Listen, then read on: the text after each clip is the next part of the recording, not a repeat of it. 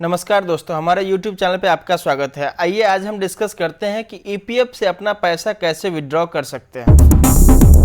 PF withdrawal या PF advance के लिए कुछ पर्पस डिफाइन किए गए हैं। इन पर्पस के लिए आप पीएफ विड्रॉ कर सकते हैं। इनके लिए क्या क्या टर्म एंड कंडीशन है, आप कैसे पीएफ विड्रॉ करेंगे ऑनलाइन, ये सारी चीज़ें आज हम डिस्कस करेंगे इस वीडियो के माध्यम से। पर्पज जैसे outbreak of pandemic covid, non receipt of ways greater than 2 month, natural calamities, purchase of handicap equipments या मैरिज पर्पज़ के लिए, हायर एजुकेशन के लिए और भी बहुत सारे पर्पज हैं जिसके लिए यदि आप विड्रॉ करना चाहते हैं तो उसकी कैसे आप विड्रॉ करें ऑनलाइन। जैसे परचेज ऑफ हाउस प्रॉपर्टी, इसके लिए भी आप पीएफ से विड्रॉ कर सकते हैं। तो ये सारी चीज़ें कैसे होगी ये हम अभी आपको दिखाने जा रहे हैं। तो आइए हम देखते हैं कि ऑनलाइन हम कैसे विड्रॉ करें। गूगल क्रोम ओपन कर लेंगे, इसमें ईपीएफ मेंबर लॉगिन टाइप करेंगे। टाइप करते ही नीचे अपने को यहाँ पे दिखेगा मेंबर होम यूनिफाइड पोर्टल, यहाँ पे हम क्लिक करेंगे। क्लिक करने पे कुछ इस तरह से पेज ओपन होगा। यहाँ हम नीचे ड्रैग करेंगे, यहाँ पे अपना यूएन नंबर, यहाँ पासवर्ड डालेंगे, फिर कैप्चा डाल के साइन इन करेंगे। साइन इन करते ही हमारा अकाउंट ओपन हो जाएगी। यहाँ पे हम देख सकते हैं, यहाँ पे फाइल नो और लेटर है। यदि आप ई नॉमिनेशन फाइल नहीं किए हैं तो आप ई नॉमिनेशन फाइल कर लीजिए।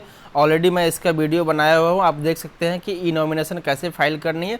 अभी मैं लेटर पे या यहाँ पे कट कर दूंगा और मैं अपना होम पेज पे आ जाऊँगा। हमारा होम पेज कुछ इस तरह से है। सबसे पहले होम, फिर व्यू, फिर मैनेज, फिर अकाउंट, फिर ऑनलाइन सर्विस। इसमें आप यूएन कार्ड भी डाउनलोड कर सकते हैं और अकाउंट सेटिंग भी है। तो दोस्तों सबसे पहले हम ये आपको बता देना चाहता हूँ कि इसमें जैसे कोई सर्विस कर रहे हैं तो एक कंपनी से फिर दूसरे कंपनी में गए, फिर तीसरे कंपनी में गए, तो कभी कभी क्या होता है कि हम ऑनलाइन ट्रांसफ़र नहीं करते हैं तो हमारे 3-4 अकाउंट नंबर हो जाते हैं, ईपीएफ अकाउंट नंबर। हालांकि मेरा यूएन नंबर सेम रहता है बट मेरा ईपीएफ अकाउंट नंबर अलग अलग एम्प्लॉयर के साथ अलग अलग हो जाती है। तो हमें सबसे पहले क्या करना चाहिए, या फिर दूसरा ऐसा भी होता है कि सपोज़ कोई कॉन्ट्रैक्टर के थ्रू किसी कंपनी में यानी थर्ड पार्टी के थ्रू इन्वॉल्व है, तो उसमें क्या होता है कि हर 2 साल 3 साल पे कॉन्ट्रैक्टर चेंज होते हैं।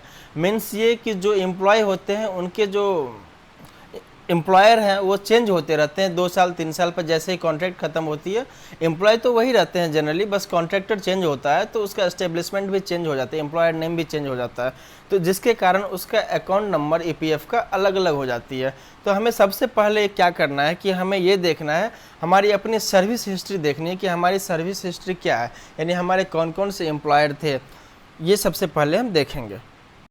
व्यू पे क्लिक करेंगे, यहाँ पे आपको दिख रहा है profile, service history, UN card, passbook. तो हम यहाँ पे सर्विस हिस्ट्री पे क्लिक करेंगे। सर्विस हिस्ट्री पे क्लिक करने के बाद हमारी सर्विस हिस्ट्री की पेज ओपन हो जाएगी। यहाँ पे हम देख सकते हैं कि हमारे प्रीवियस एम्प्लॉयर कौन कौन से थे। देखिए हर एक एम्प्लॉयर में हमारे मेंबर आईडी चेंज हो जा रहे हैं। हालांकि मेरा यूएन नंबर तो सेम ही रहेगा यानी यूनिवर्सल अकाउंट नंबर, लेकिन हमारा मेंबर आईडी हर एस्टेब्लिशमेंट के साथ अलग हो जाएगी। दोस्तों इसमें सबसे गौर करने वाली बात यह है कि हमारे जिस प्रीवियस एम्प्लॉयर में जहां हमने ज्वाइन किया था, हमारे डेट ऑफ ज्वाइनिंग तो दिख रही है बट हमारी जो सर्विस डिसकंटिन्यू हुई उस एम्प्लॉयर के साथ, वो हमारी डेट ऑफ एग्जिट नहीं दिख रही है कि ईपीएफ से हमारा डेट ऑफ एग्जिट यहाँ पर डाला गया नहीं है। यानी हमारे जो प्रीवियस एम्प्लॉयर थे वो यहाँ पे डेट ऑफ एग्जिट नहीं डाली है, जबकि हमारी सर्विस डिसकंटिन्यू हो गई है। तो यहाँ पे हमें क्या करना है कि सबसे पहले डेट ऑफ एग्जिट यहाँ पे अपने को डालना है। ये पहले ऑप्शन मेंबर के हाथ में नहीं था बट अब मेंबर के हाथ में है, तो हम यहाँ से डेट ऑफ एग्जिट डाल देंगे। उसके बाद फिर हम फर्दर प्रोसेस पे जाएंगे।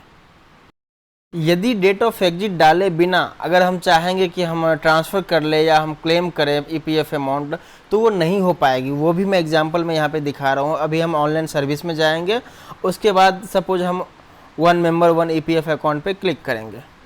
एग्जिट डेट डाले बिना यदि हम चाहेंगे कि अपना क्लेम ट्रांसफ़र करें तो वो नहीं होगी। उसमें जैसे ही हम जाएंगे तो हमारे पास ये डिस्प्ले होगा message, no previous employment detail found against this UAN number.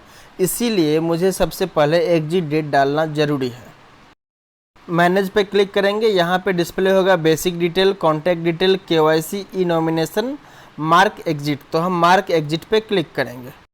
Mark exit पे क्लिक करने पे कुछ इस तरह से डिस्प्ले होगा एम्प्लॉयमेंट, सेलेक्ट एम्प्लॉयमेंट। तो यहाँ पे सेलेक्ट एम्प्लॉयमेंट में हम सेलेक्ट करेंगे कि हमारा एम्प्लॉयर कौन था।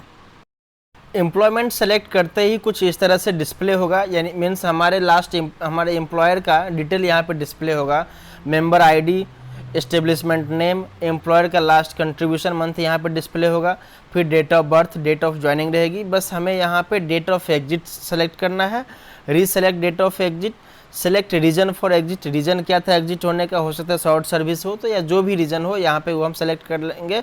उसके बाद फिर यहाँ पे कंसेंट पे हम टिक करेंगे कि हमारी ये कंसेंट है, हम प्रमाणीकरण दे रहे हैं।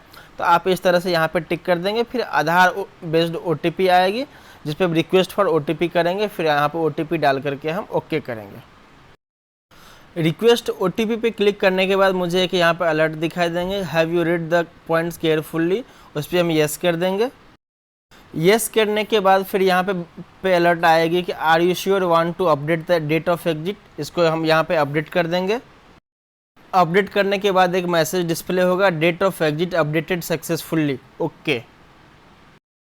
ओके करते हैं यहाँ पे हिस्ट्री में आपको दिखेगी date of joining, date of exit के साथ। यदि प्रीवियस एम्प्लॉयर मोर देन 1 है तो बाकी के लिए भी मैं यही प्रोसेस फॉलो करूँगा डेट ऑफ एग्जिट डालने के लिए। तो सपोज़ जो भी है आप आगे सारे एम्प्लॉयर का आप डाल लीजिए डेट ऑफ एग्जिट। जैसे हमारे प्रीवियस 2 एम्प्लॉयर थे, मैंने दोनों का यहाँ पे अपडेट कर लिया। हिस्ट्री में कुछ इस तरह से हमारे दोनों एम्प्लॉयर का date of joining, date of exit दिख रही है। अब हम आगे बढ़ते हैं। जैसे कि मुझे EPF अमाउंट विड्रॉ करनी है तो मैं ऑनलाइन सर्विस पे क्लिक करूँगा।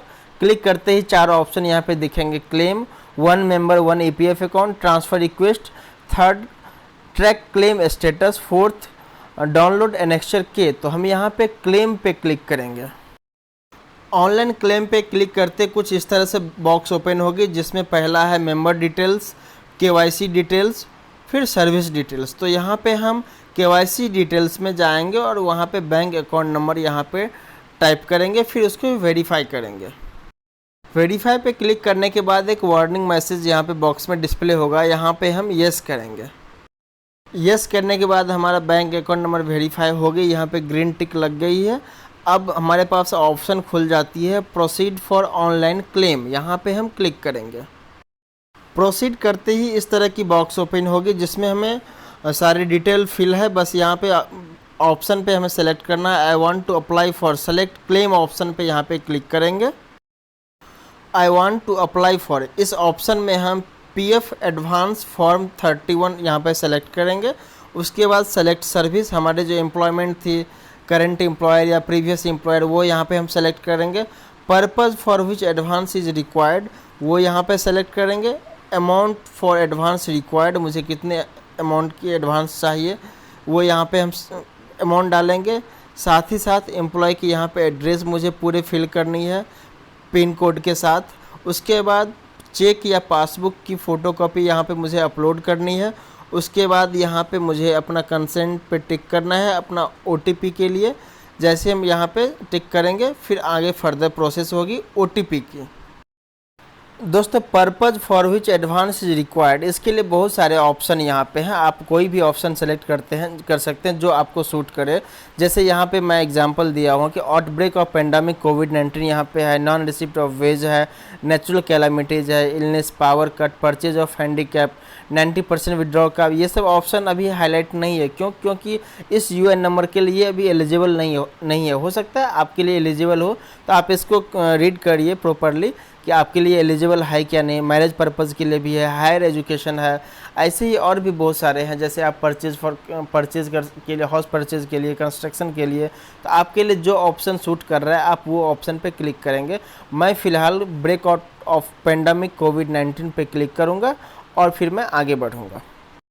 सर्विस सेलेक्ट कर लिया, पर्पज़ सेलेक्ट कर लिया। अब यहाँ पे हम एडवांस अमाउंट डाल दिया, एड्रेस हमने डाल ही दिया। अब यहाँ पे हम अपना चेकबुक या पासबुक की स्कैन कॉपी, फ़ोटो कॉपी, इसकी साइज़ जो मिनिमम मैक्सिमम दी हुई है इस साइज़ में हम लेकर के यहाँ पे अपलोड किए हैं।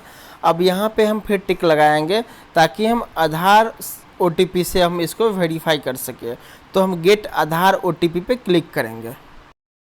OTP ऑप्शन पे क्लिक करते ही हमारा जो रजिस्टर्ड मोबाइल नंबर है उस मोबाइल नंबर पे OTP आएगी। OTP यहाँ हम एंटर करेंगे, validate OTP and submit claim form पे क्लिक करेंगे। क्लिक करते ही मैसेज यहाँ पे डिस्प्ले होगी, OTP has been verified, EKYC updated and EPF advance claim form submitted successfully on unified portal. यहाँ पे हम क्लिक करके अपना जो क्लेम मैंने अभी फाइल किया है उसकी PDF एज एक्नॉलेजमेंट हम यहाँ पे डाउनलोड कर सकते हैं। आप अपना क्लेम स्टेटस यहाँ से भी देख सकते हैं। ऑनलाइन सर्विस पे क्लिक करेंगे, वहाँ पे ट्रैक क्लेम स्टेटस पे क्लिक करेंगे। क्लिक करने के बाद कुछ इस तरह से हमारा क्लेम स्टेटस दिखाई देगा।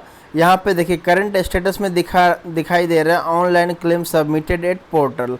अब कुछ दिन आप वेट करिए, यहाँ पे फिर दोबारा से आप देखेंगे, आपको पता चल जाएगा आपका स्टेटस क्या है। तो दोस्तों ऑनलाइन EPF विड्रॉ करने की ये सारी प्रोसेस थी जो मैंने अभी आपको बताया। वीडियो कैसा लगा हमें ज़रूर बताइए। Thank you for watching this video.